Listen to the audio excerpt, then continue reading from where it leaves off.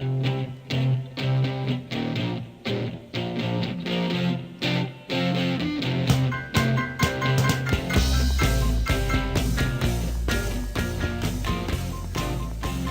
everyone. Welcome to WJBX. My name is John Nuzzolese, and my mission is to help landlords everywhere avoid expensive tenant problems and bad situations while dealing with your rental properties.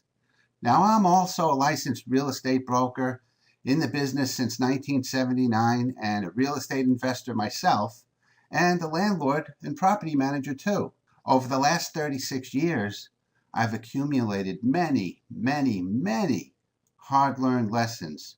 And over the last 16 years, I've been sharing and coaching and teaching other landlords ways to make more money through the finding and keeping of better tenants. And that's through the use of my website, the Landlord Protection Agency.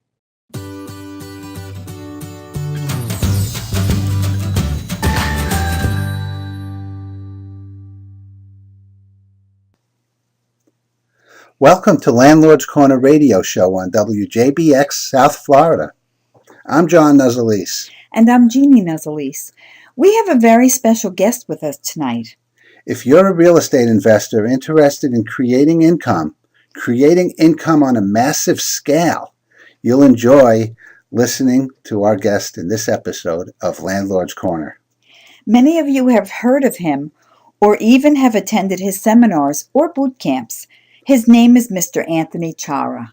Anthony Chara is a seasoned real estate investor with successful investing and property management experience dating back to 1993. Mr. Chara turned to apartments full-time in 2004 and currently owns or has syndicated over 1,800 apartment units with a total asset value in excess of $43 million, ranging from 31 units in Pennsylvania to 179 units in Indianapolis. Presently, he's managing partner of Apartment Mentors, LLC, and founder of Success Classes, LLC. During the past 20 years, he has owned or managed several successful multi-million-dollar companies. Mr. Chara started his teaching career in September 2006 in order to educate both beginning investors and more sophisticated investors about how to successfully invest in apartments and multi-units. Mr. Chara also volunteers and supports several worthy charities, such as the American Red Cross, Denver Rescue Mission, Habitat for Humanity, and the Wounded Warrior Project. Welcome, Anthony. Thank you for joining me on Landlord's Corner. I really appreciate you being my guest. You bet. I appreciate you inviting me, John. I'm going to ask you a few questions so our listeners can get to know you better. I just want to tell you from what I've seen and having the pleasure of meeting you last time you were in Florida at the real estate group, I learned a lot from you, and I know anybody investing in real estate and so many of these landlords that I meet will benefit from listening to you and learning more about how to make massive money investing in real estate. I think you're doing a great thing by showing people the way to get to the next level. Thanks, John. Well, Anthony, first, can you tell us how you got started in real estate, how you got into it? Sure. Well, my very first purchase came way back in 1984 when I was 22. I always knew that the right way to go was to own real estate, but like most people, it usually starts with your own home.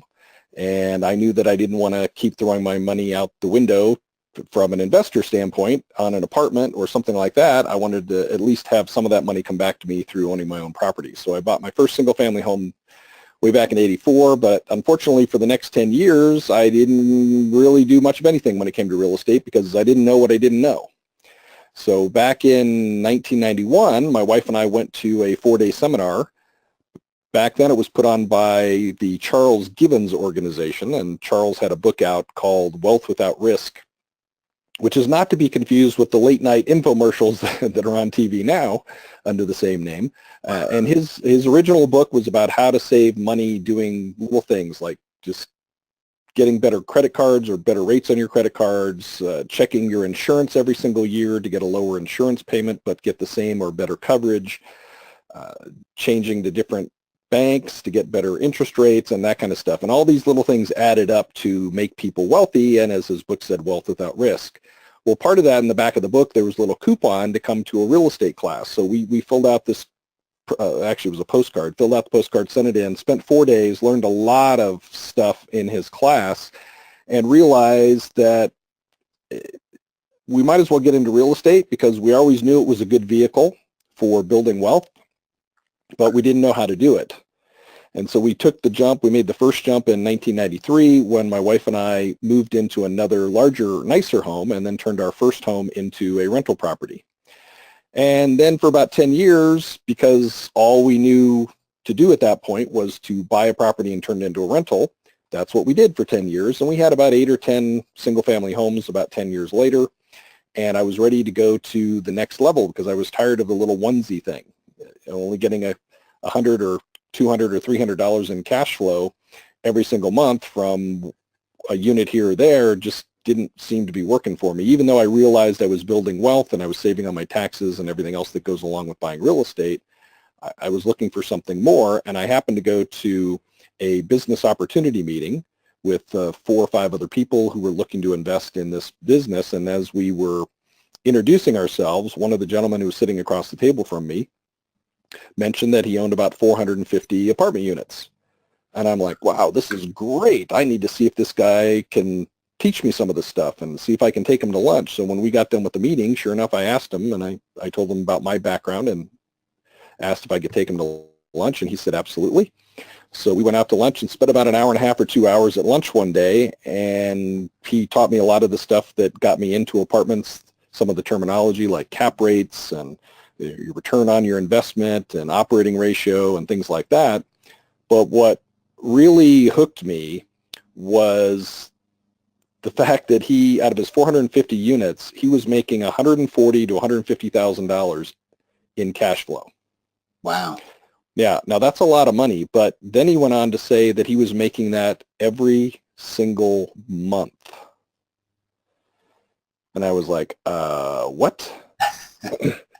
So what he had done, and this, when I met him, it was in the early 2000s, and it was the mid-1990s when he was actually making that kind of money because he had actually taken all of the extra money from his buildings. He took out just enough to live off of to pay all of his mortgage payments, his car payments, his food, and everything else. And every other extra dime he put into paying off the mortgages. So this was in the middle of the 1990s when he had 450 units and absolutely no mortgages whatsoever. He was making that kind of money. Oh, boy. And I'm thinking, okay, I'm hooked. Where do we go from here? So I started researching it more, took a class, I listened more to him, and then I found a partner, and we went out and started buying apartments in 2004, and we've been going ever since. And now I'm up over, I think in the past 13 years, I've either owned and or syndicated with other people and students somewhere over 1,800 units. Oh, wow, that's a lot of units. Yep. And we've been going like gangbusters. So and one of the reasons I got into apartments is, again, I got tired of the onesie, one little house here, one little house there. And of course, at the same time I met this one mentor, his name is Ron, who taught me about apartments. I also took a class from Robert Allen, and up until that point in the early 2000s, and this is one of the reasons I only owned single-family homes from 93 to, or only invested in single-family homes from 93 to about 2003, was because that's all I knew. I went to a Robert Allen thing, and I learned about wholesaling. I learned about fixing and flipping, fixing and holding, short sales, apartments, and a few other things. I never even knew you could do that kind of stuff. So one of the things that I did do is anytime I took a class, when I got done with the class, I would immediately go out and put that strategy into usage to see if it worked and what kind of money I could make. And sure enough, with the fixes and flips and the wholesaling, it worked. I made money. The problem was when the deal was done, so was the money. Right. And so the only way to make more money, of course, was then to go out and do it all over again, get another wholesale deal or another fix and flip deal. And of course, I didn't get anywhere with short sales. That was just, I should have just pulled my hair out to begin with and not worried about doing short sales. There's a lot of people out there, or a couple people I know that are successful doing short sales, and I think one of the reasons they're successful is because they've cracked the code and they have a lot of patience. And I just don't. I don't want to go through all that brain damage. There isn't enough reward in short sales for the brain damage that you have to go through, to me. But then I met my partner George, and we started going out and buying apartments. And one of the things I liked about apartments was the fact that once you bought one, the money kept coming in because it was a giant buy and hold. At Quick Check Credit Reports, we feel strongly about careful tenant screening. We know that if you screen rental prospects properly, you'll enjoy better, more profitable tenancies with better quality tenants. Special reduced pricing for Landlord Protection Agency members. Visit us at quickcheckcredit.com.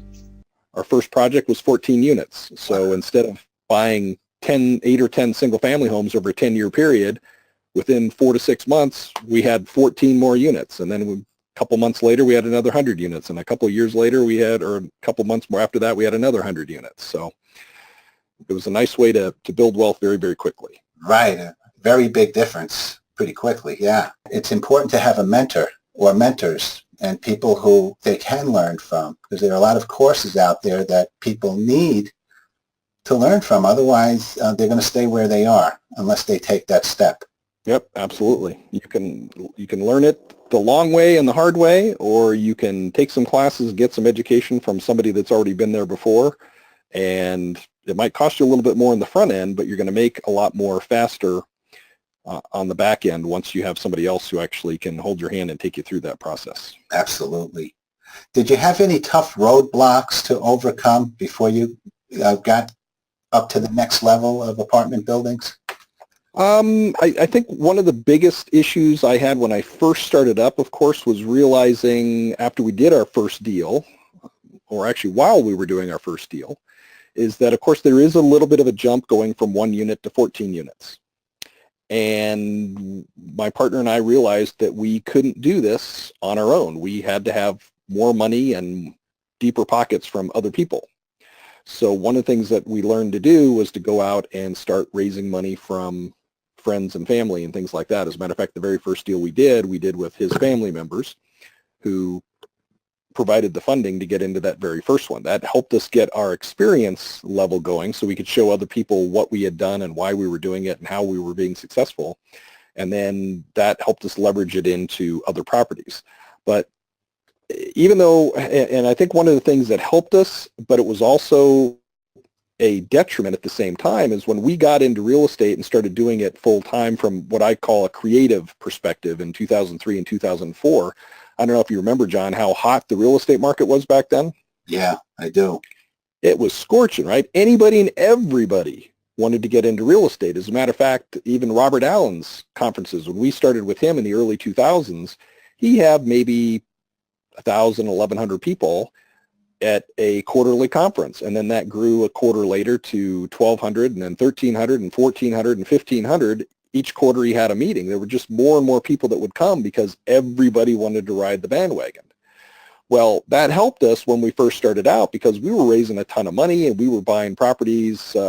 After our 14 unit, the next one we did was 98 units, and we raised $300,000 from people we knew not so well and people that we didn't even know at all, just through connections and word of mouth.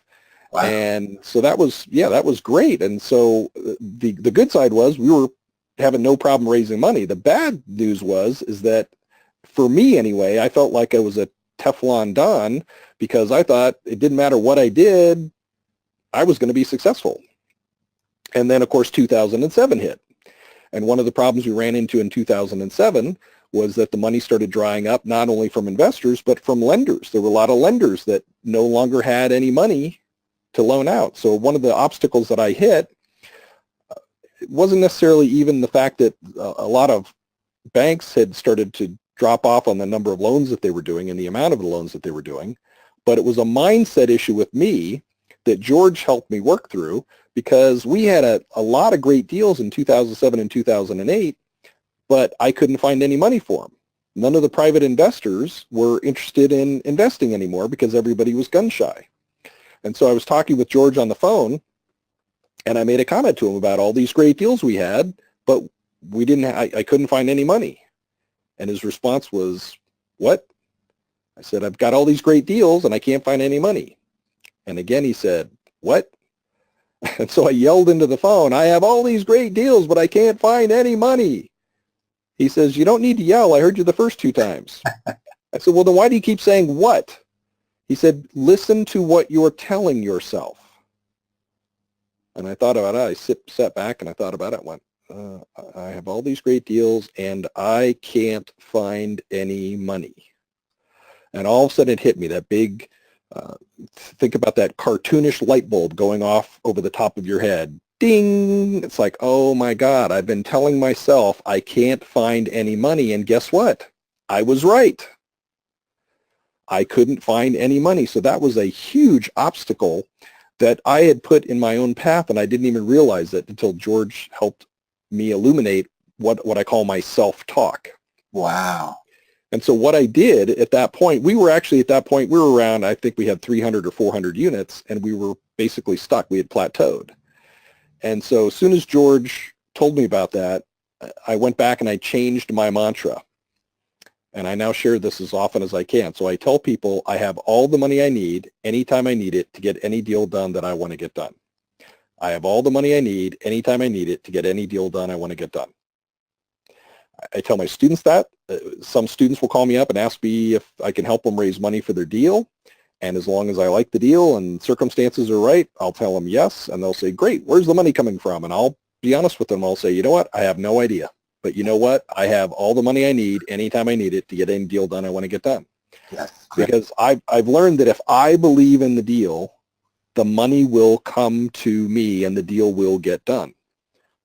Doesn't mean I know where it's going to come from, but I start putting out the vibe. And I know that there's a lot of people that might be listening that don't believe in this, the mind stuff that goes on with this and the positive thinking, but there's a lot of people that do. And the reason I believe in it is because I've seen the power of positive thinking and the fact that it does work. Because shortly after I started telling myself that, we then closed on 140 units, on 150 units, on 120 units, and I don't remember how many additional properties, but we went from 300 or 400 units up to 700 or 800, 900, actually close to 1,000 units within the next 2 to 3 years. Oh, wow. That's amazing. And that was while the banks were imploding in 2009, 2010, or 2008 to 2010. We were raising all the money we needed to get the deals done. So I think to answer your question, the biggest obstacle that I overcame was my own brain and how I talk to myself in order to be successful. Do you hate bad tenants? So does the LPA. That's why our focus is on teaching landlords to select qualified, good tenants. Visit us at landlordprotectionagency.com. I remember one of the quotes from Robert Allen was, money is attracted to great ideas. And that's exactly like what you were saying, too. If you believe in it and you have the deals, you have all the great deals that you need, and the money will be attracted to it. Yep. Yeah, I highly recommend watching the video The Secret that's out there. It is all pretty much about mindset, and the secret is that if whatever you think upon expands, and people don't get it. You can think positively or you can think negatively. One of the examples is people who are constantly in credit card debt, and every time they open up a bill, the first thing they do is they look at it and like, oh my God, how am I going to pay for this? I don't have any money. How am I going to pay for this? I don't have any money. Well, guess what? Since I don't have any more money, I'm going to go out and spend more money on credit cards because I don't have any money. And then eventually, maybe things will turn around and I'll be able to pay my bill off completely. In the meantime, I'm just going to spend the minimum. And if you could turn that around and look at your debt as a positive, and open up your credit card bill and look at it and go, wow, I have $2,000 in credit card debt. That's fantastic. I have awesome credit that a credit card company is willing to give me a $5,000 or $10,000 credit limit, and it's completely an unsecured loan. That must mean I know what I'm doing and I can handle money and I can pay my bills on time every single month, on time, in full, and you just change your mindset. And all of a sudden, the next thing you know, money starts flowing to you. And it's the weirdest thing when you start doing it. All of a sudden, money starts popping out of different locations because I have all the money I need anytime I need it to get any deal done I want to get done. And as long, if you start thinking that way about debt, and keep in mind, I'm not recommending that you go out and get credit card debt, because to me, credit card debt is bad debt, as opposed to a mortgage on an income-producing property that to me is good debt. My goal is to pay off my credit cards in full every single month. And knock on wood, back in 2007, 2008, 2009, I went through a rough patch just like everybody else did, because all of my single-family homes turned upside down on me, and the notes all adjusted. Oh. So I literally went from about $1,000 a month in negative cash flow to $10,000 a month in negative cash flow because of some of the single-family homes and land that I had purchased. And I found out the hard way, you know what, land doesn't produce income unless it's farmland. So we went through a really rough patch, but we were able to turn it around. And I didn't have my credit cards paid off for a couple of years, but ever since about 2009, 2010, I got back on track, and every single month, no matter what I spend, they all get paid off every single month in full.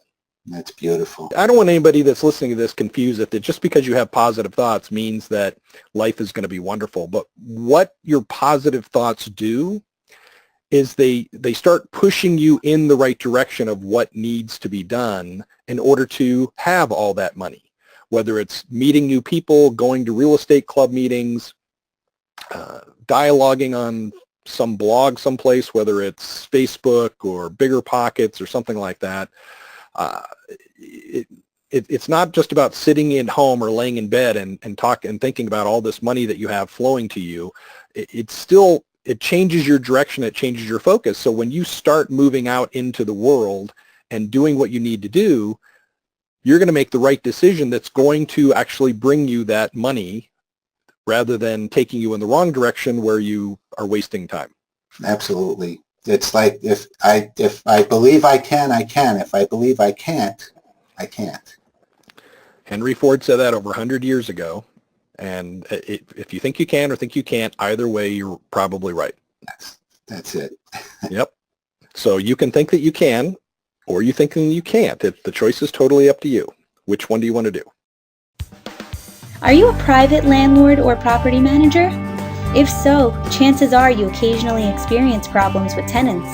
Some of those tenant-related problems can be pretty expensive. Since 1999, the Landlord Protection Agency has been helping landlords avoid tenant problems and run a smooth operation. And it's not expensive. A year's tax-deductible, full-access membership cost about as much as a dinner out with the family. Visit us at thelpa.com. So interesting. We're now talking about mindset and motivation, and you had me on to talk about real estate and apartments. Well, let me ask you this. I was curious about it. You mentioned a little bit about single-family homes. Do you still have any, or did you completely convert to apartment buildings and all the units you have? No, I still have single-family homes. I have condos. One of the other things that I've done too is in my investing career is I bought them in areas that I want to travel to. So at some point in the future, when my wife and I do decide to retire, one of the things we could possibly do is just take one of our rentals out of the rental pool and move into it, and it could become our home. So I live in Denver, and I don't know if you've ever been to Denver in January or February, John, but it gets pretty darn chilly starting in about October through about March. And I want to go visit places that are warm. So we have a couple properties in Florida. We've got one in Arizona. We've got a couple in Nevada and Las Vegas. So that way I can pack up if I feel like taking a business trip and go visit one or more of my properties and maybe get in a round of golf here and there too. So yeah, I still own single-family homes. Another reason that you do want to still own single-family homes as well is because sometimes you do or might get into a situation where you need some extra cash. Well, you can't sell one unit in a 100-unit apartment building. Right. But you can sell off a condo, or you can sell off a single-family home. There are more people that are interested in buying those types of properties. There's no doubt about it. And that way you can generate some cash if you need to generate some cash. Great. So yeah, I've got about I'm sorry. Sorry, I've got about nine or 10 single-family homes and condos spread out around the country. That is great. And I love that you can make business trips out of them too. That's even better.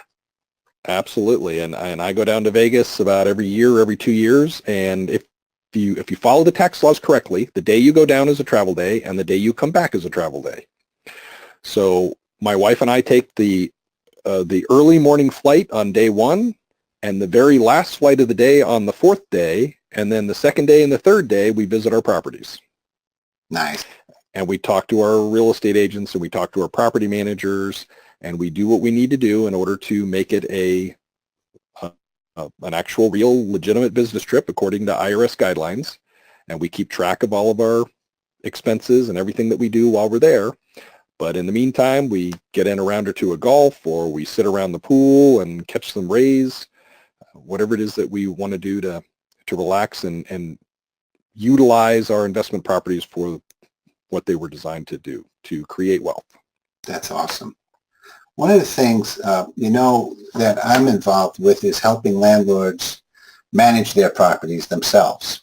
And in a lot of cases, people come and they complain about property managers who took them for a ride and what can I do to do a better job managing my property?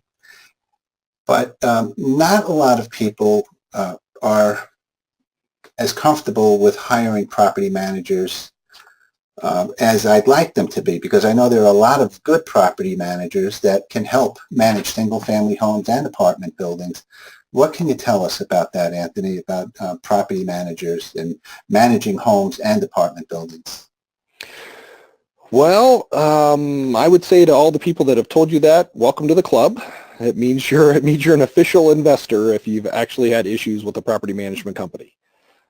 Even the best of us, and even though I've been doing this since 1993, so what is that, about 24 years? Even though I've been doing it since 24 years, occasionally I still hire a property manager that doesn't do what they say they're going to do. So it does happen, but one of the things that I do is I don't sit around and wait for them to fix stuff. And I don't mean fix stuff on the property. I mean fixing their procedures, their processes, whatever it is that they're supposed to be doing. If they're not doing what they said they were going to do that is written into the contract, I have a heart-to-heart conversation with them. Matter of fact, I just went through this on one of my properties down in Arizona. And it turned out I was getting a monthly statement. This is on a single-family home, by the way. I was getting a statement from my management company that the rent had gone up $50 a month 3 months ago. But the resident was still paying the old rate. So I called up the management company, and actually I emailed them and said, what's going on? According to this document, the rent went up 3 months ago to $50 a month, and you're still only sending me a check for $50 less. And the response was, well, yeah, the guy he hasn't decided if he wants to stick around another year or not, so he's just going to go on month to month. It's like, but the lease, what does the lease say the rent should be? Well, the lease says that the rent goes up $50 a month because he's on a month-to-month, which it's a month-to-month lease fee. There's an extra penalty to go month-to-month as opposed to signing a 12-month lease. I said, great. Why aren't you collecting it? Well, he seems to think that we told him that he could have a couple of months to make up his mind and he could still pay the old rent. And I said, you know what? I don't care. You need to go by the letter of the lease. And if you can't, I will find somebody who can. And lo and behold, the next month I got a check for all the back rent. Good. So the biggest thing you can do is just go by the lease. If your management company is not following the letter of the lease, you need to call them on it. Whether you physically call them on the phone or you send them an email, I'm a very, very big proponent of putting everything in writing. If they fix it, fantastic. That's all you want them to do is abide by the lease. If they don't fix it, don't be afraid to fire them and move on to somebody else. I actually had one of my students a couple years ago. This was on an apartment complex. It was a 32-unit apartment complex in Abilene. Things started out great, and about a year and a half, 2 years into the ownership, all of a sudden the vacancy started going up, the expenses started going up, the income started going down, and he was concerned about how the property was performing. And I said, okay, well, why don't you make a change? Get a new management company in there. And his first comment was, well, but what if they're worse than this one? To which I responded, what if they're better? And he's like, yeah, that's a good point. So sure enough, he went out, and this is what everybody should be doing. And even when you go out and you get referrals, which is what he did, he went around and he got referrals from multiple people about how good certain property managers are or what property managers that he should avoid. He started interviewing the ones that were referred, and he found one, and he hired her, and she has done such a fantastic job with his property that he's now actually given her as a gift a piece of ownership in his newest apartment complex. I think he gave her like a 3 or 5% ownership stake just because of how happy he's been with her performance. Wow. And she's got a vested interest to continue performing nicely. That's great. Yep. That's awesome. Yep. Be ready to fire property managers who are not upholding the lease agreement and falling down on the job, and not be afraid to replace them with someone else who may probably be better. Yeah. And let's look at worst case scenario. Let's say they are worse. Well, great. Then you change them and you go to somebody else. We've had some properties where, as they say in, this is a movie years ago, they can walk the walk, but can they talk the talk? I'm sorry, they can talk the talk, but can they walk the walk? And you will find property managers that can talk your ear off. They answer all the questions the right way. But when they actually go out and try to perform or do what they're supposed to do, they don't come anywhere close to performing. They talk a great game about, oh, they're going to fill this place up, they're going to do this, they're going to do that, you're going to love them. And 6 months later, the place is vacant, there's no income coming in, what's going on, and all you're getting is excuses. So don't be afraid to make a change. We've actually gone through, in some properties, 2 or 3 or 4 property managers within a very short period of time. Like, matter of fact, we have one in Pennsylvania, a 31-unit property in Pennsylvania. We're on our 3rd property management company in a year and a half because the first one didn't do anything. They literally never even put anybody into the property as vacancies came up. 4 months later, we went from 1 vacancy when we bought it to 9. Oh, wow. Yeah, and this is a 31-unit property. That's 33%. A third of the property is vacant. So, of course, we didn't hesitate any longer. We fired them and we brought in somebody else. Now, the new company actually did a great job of filling the place up.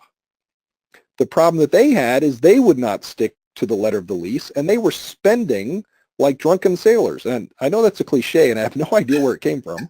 But, I mean, literally, they went into a 1-bedroom, 1-bathroom unit, and they supposedly put in upgraded carpet and upgraded linoleum and painted it. And this is like maybe a 500 square foot 1-bedroom, $4,000. Really? That's outrageous. They should have been able to do that for $1,000, maybe $1,200. That's drunken sailor spending. Yeah, that's just nuts. And of course, they were limited in the contract to only spending on all of the expenses up to $3,000. And right there in that one unit, they were up over $4,000. And we had a couple conversations with them, and we asked them to give us a budget. A good manager on a multifamily, not on a single family home, they're not going to give you a budget. But if you got a large apartment complex, your manager should be giving you an operating budget, and then you approve it or you make changes to it and give it back to them, and you expect them to hit the numbers. Well, when we went back to this management company, they basically came back and said, well, we're not giving you a budget. It's your property. You own it. When we tell you something needs to be fixed, you just give us the money and we take care of it. And after the last $4,000 they spent on a little 1-bedroom, 1-bathroom property, it's like, no, we're done. We're now on our 3rd one. Now, the 3rd one has just started. They started, it was like 2 or 3 months ago. One of the requirements when we interviewed them was they had to give us a budget. And they said, no problem. We're going to operate the property for 2 months. And during the 3rd month, based on what we see on the property, we will provide you with a written budget. Good. Fantastic. They're filling the place up. The income has actually been improving, mainly because they're not spending like crazy on turning units around and spending money that really doesn't need to be spent. And they're maintaining the occupancy. So now the next thing is, are we going to get an updated budget from them? It should be coming anytime now in the month of August. We should get a written budget for the next 12 months on what they think they can do with the property, and then we'll approve it or make changes and give it back to them. So yeah, we're not afraid to make changes, especially when you have investors that are in your deals. They expect certain results. And if you're not getting the results and you're not doing anything about it to improve those results, the next person that's going to go is you. Right. So don't be afraid to make a change. We've also hit it out of the ballpark on the very first management company that we've picked. We pick one. We say, okay, you sound like a great one. Let's give you a try. 4 or 5 years later, they're still managing the lights out of that property and doing a great job. Nice. Yeah, keep on trying till you get the right one, but that's awesome. That's great advice too. Well, Anthony, I want to ask you, because we're running out of time now, where can our listeners learn more and take advantage of your programs? Great question. So you can find me on the old World Wide Web at apartmentmentors.com. Actually, go to 2 different websites. They both take you to the same page, apartmentmentors.com or successclasses.com, successclasses.com. They both redirect to the Success Classes webpage. And you can learn all about me and the different classes that I teach. My main focus is apartment investing. So I do have some other people that come in and teach some classes. I've got an SEC attorney that teaches a one-day class on how to raise money the right way.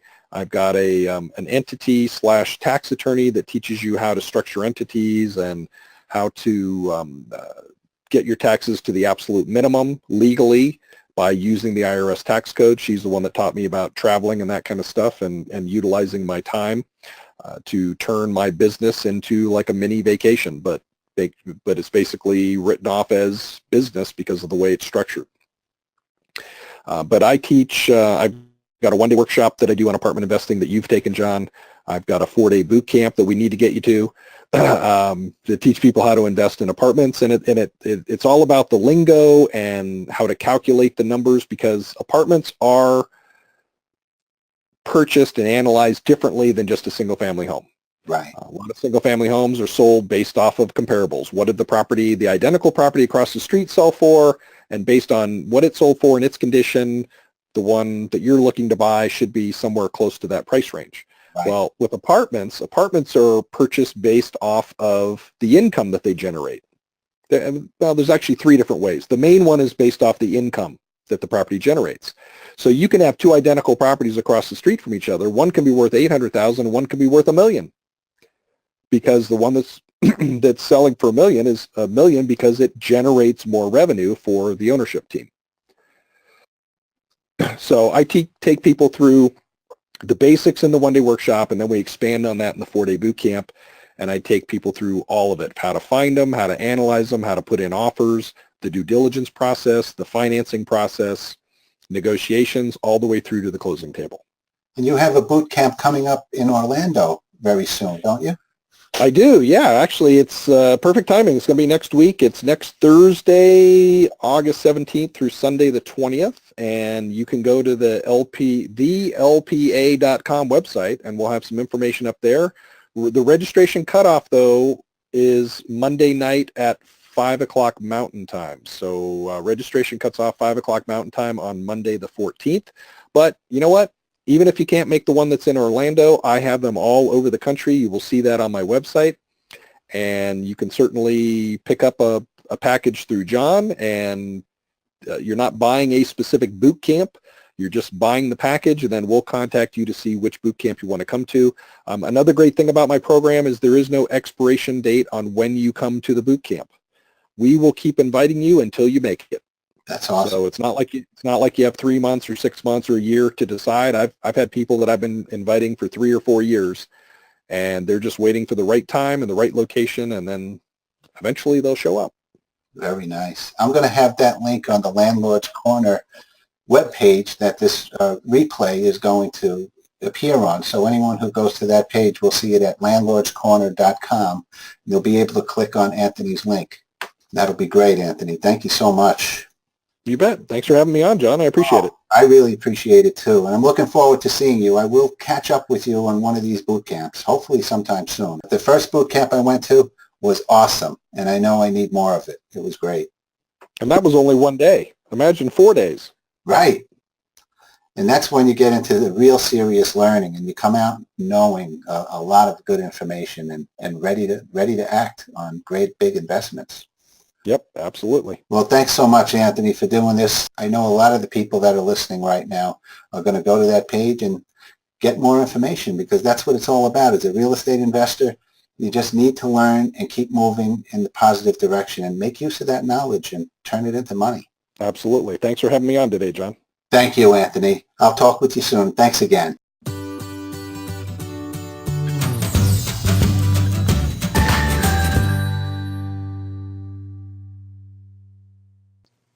I really appreciated Anthony Chara sharing a lot of good information about apartment investing with us. And if you enjoyed listening to Anthony, he's holding a 4-day boot camp on apartment and multi-unit investing, including the 7-step process of apartment purchasing. It takes place in Orlando, Florida, just next week on August 17th to 20th, 2017. That's Orlando, Florida, August 17th to 20th, just next week, the 4-day boot camp. If you're serious about real estate investing, you'll want to attend this. I've already attended Anthony's 1-day workshop, and it was fantastic. For more information and how to sign up for this valuable training, go to successclasses.com/classes training.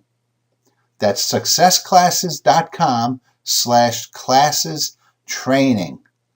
And sign up for that 4-day boot camp. It will be a very valuable thing if you're serious about getting your investing to the next level, of buying apartment buildings and creating a massive cash flow.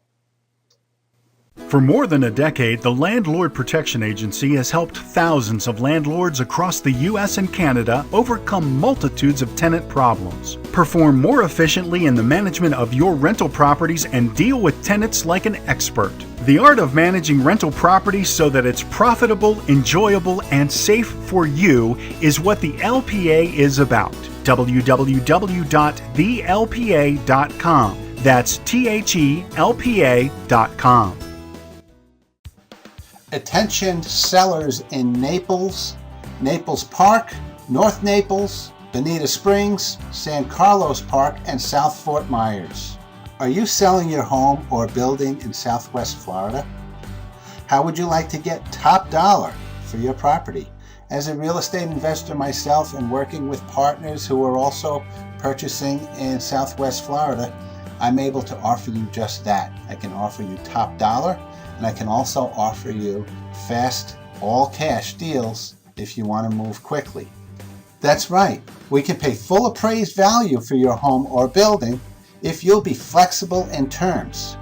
We're also able to buy your property for all cash and close at your convenience. If you're serious about selling your property in Southwest Florida, or if you're in danger of foreclosure, I may be able to help. Please contact me at bluevaserealty@gmail.com. That's bluevaserealty@gmail.com. Be sure to leave your name, telephone number, and the address of the property you're selling. And remember, we only do win-win deals. If you don't win, we don't win. Don't you love some of the excuses tenants have for not paying rent? Well, if you're a landlord, you probably come across a lot of them. As upsetting as it can be, sometimes we have to stand back and get a perspective. Some of our experiences are even funny afterwards. I'd like to introduce you to my daughter Dina, who's going to read some of the excuses that were submitted by real landlords just like you to the Landlord Protection Agency website. Okay, Dina, let's have it. All right. I'm afraid that if I pay you, you'll keep my security deposit. That's a good excuse. But why? Are you planning on leaving without notice? Is there a reason you think I would need to keep the deposit? That's from Joe B. in Naples. Let's see. They accidentally dated our paychecks for the 10th. Take that up with your employer. We still have a contract. That's from Dan and Julie in Washington. I don't have the rent money, but I ordered a pizza to be delivered to your family. Gee, that makes me feel so much better. Too bad I can't pay the mortgage with pizza. That's from Merrick, New York. Let's see. My housemates didn't give me their share of the rent. I'm not going to be responsible for them anymore. I don't care anymore. Go ahead and evict us. Now he cares, because my attorney just served them. Now they'll pay late fees and attorney fees, says Tommy T. from California. Let's see. The downstairs tenant is smoking, and I can smell it. I won't pay if I have to breathe other people's smoke. This landlord says they rented the downstairs apartment to people who said they didn't smoke, but they lied. They're in violation of their lease for smoking in the rental, and now the upstairs tenant is in violation and owes late fees for not paying the rent. I will evict them. Non-payment is even more serious than a violation than smoking. I may be borrowing $2,000 from someone at work. Should I warn his coworkers? Says Julie and Dan. That's a good one. I'm waiting for my tax return. Why do I hear this every year? It's from Toledo, Ohio. Let's see. I'm moving out. You'll just have to collect from my roommates. Our lease states that all parties on the lease are equally responsible for the rent. If the rent is not paid, they'll all be equally responsible for the judgment and damaged credit. My dog cut his toe in the yard. I'm not paying rent until you pay the vet. I thanked Sabrina for bringing it to our attention that she's in violation of her lease for A, having a pet on the premises, and B, not paying the rent. Are you a private landlord or property manager? If so, chances are you occasionally experience problems with tenants. Some of those tenant-related problems can be pretty expensive. Since 1999, the Landlord Protection Agency has been helping landlords avoid tenant problems and run a smooth operation. And it's not expensive. A year's tax-deductible, full-access membership costs about as much as a dinner out with the family. Visit us at thelpa.com.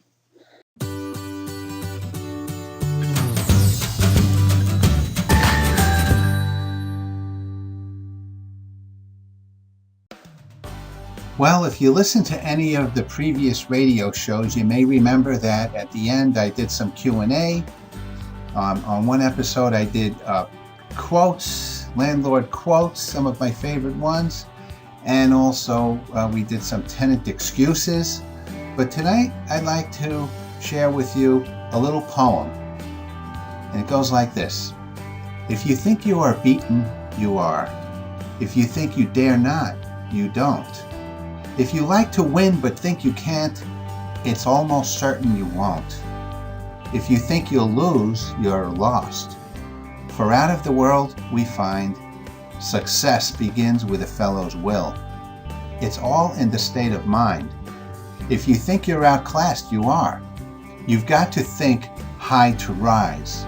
You've got to be sure of yourself before you can ever win a prize.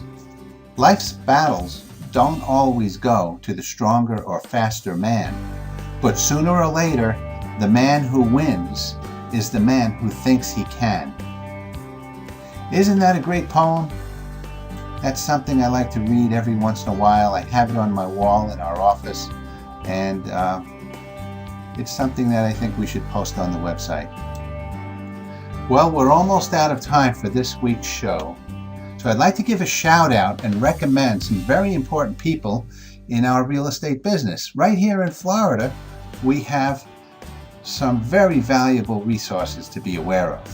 One, we have Cynthia and Gary Schmidt of the Collect Back Rent program. That's collectbackrent.com. And there's a link on our Landlord's Corner page for them, and it talks about all about their system.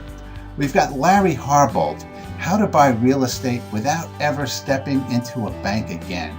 He's got so many different courses on how to help you beat the odds and make it easy to be a real estate investor and become very successful very quickly. We've also got Mark Shapiro, attorney in Southwest Florida. With his title company, he also does evictions, foreclosure defense, and handles closings for buying and selling.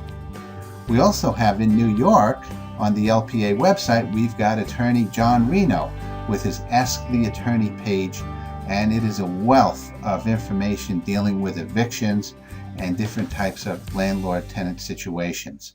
And don't forget my friend TC Bradley, InstantCelebrityStatus.com, and his other website, GodMadeMillionaire.com. Links to these resources are all listed towards the bottom of landlordscorner.com. So check it out and check out the website too while you're at it. As a landlord, you'll find lots of resources that you find very valuable. We only have a few minutes left on this radio show. I'd like to just read you some quotes that you might find inspirational. It is more blessed to give than receive. You know who said that? That was Jesus. 7 out of 10 judgments can be collected on. That's from Cynthia Schmidt from the collectbackrent.com program. When you need advice, do you seek someone who has proven success, or do you get advice from people who have never achieved what you desire? That was from Robert G. Allen. If you can have your rents come in as steady as your bills come in, you know you're doing something right. I don't know if you'll guess who said that, but that was from me. You are not what has happened to you. You are what you choose to become. Chuck Norris. Optimism is the faith that leads to achievement. Nothing can be done without hope and confidence. Helen Keller. Why do you look at the speck of sawdust in your brother's eye and pay no attention to the plank in your own eye? Jesus Christ. It takes 20 years to build a reputation and 5 minutes to ruin it. If you think about that, you'll do things differently. Warren Buffett. Keep away from people who try to belittle your ambition. Small people always do that, but the really great make you feel that you too can become great. I love that one. That's by Mark Twain. So I hope you enjoyed the radio show, and I wish you guys a great week. Come visit us at landlordscorner.com. Have a beautiful rest of the day. Thank you.